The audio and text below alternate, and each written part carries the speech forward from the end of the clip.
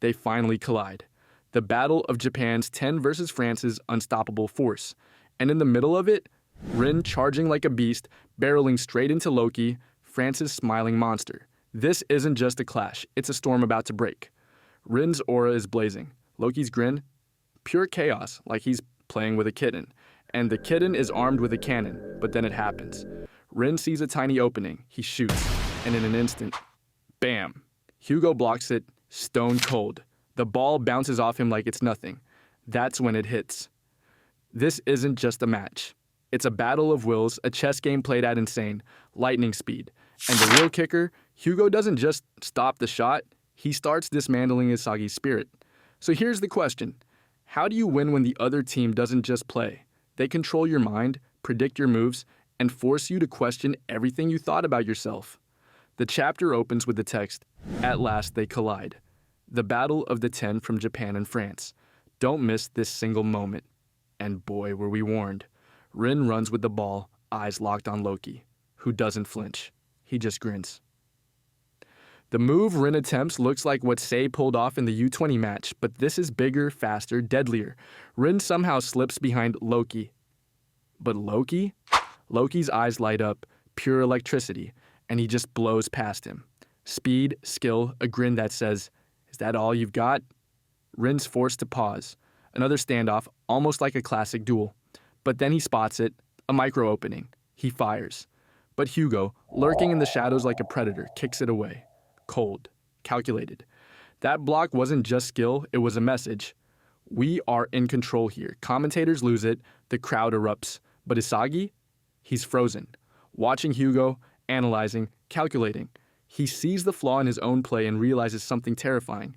France isn't just talented, they're a perfect machine. Every player in the right spot, every action maximizing their potential. Isagi starts to doubt, can we even win against them? And then Hugo speaks. And suddenly, it's not just a match. It's a masterclass in psychological warfare. He tells Isagi calmly, almost arrogantly, that Blue Lock is impressive, a hybrid of diligence and individual brilliance, but still flawed. 66% talent, 33% environment, 1% luck. And that luck? Isagi's strength. But Hugo doesn't stop there. He pulls the knife deeper. Isagi's impatience, his pressure to be number one, it's predictable, exploitable. The play where Hugo stole the ball, purely designed to prove a point, and Hugo tells him so. If you can't handle this pressure, you're not fit to be number one. Ouch, brutal. And just when Isagi is reeling, Hugo flips the script, pointing to Loki, a natural-born number one. Perfect body, perfect mind, perfect instinct. And Hugo? He doesn't want to beat him. He wants to be the perfect number two, controlling the world from just behind him. Isagi is shattered, confused, shocked. And Hugo? Cold, possessed, aura burning through the roof. He offers Isagi a choice.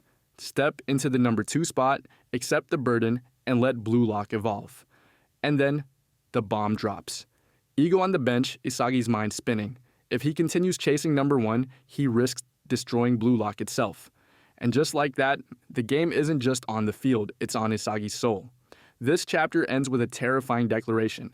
Declaration of destruction to Blue Lock Japan. How will they oppose the aptitude fatalist? The twist?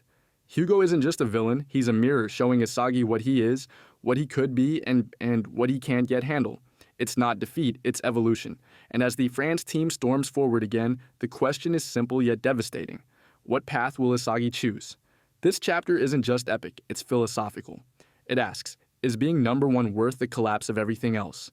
Can greatness exist without sacrifice? And most importantly, will Isagi stay the or become something even more essential for the team? The next chapter, Time of Awakening, promises revelations.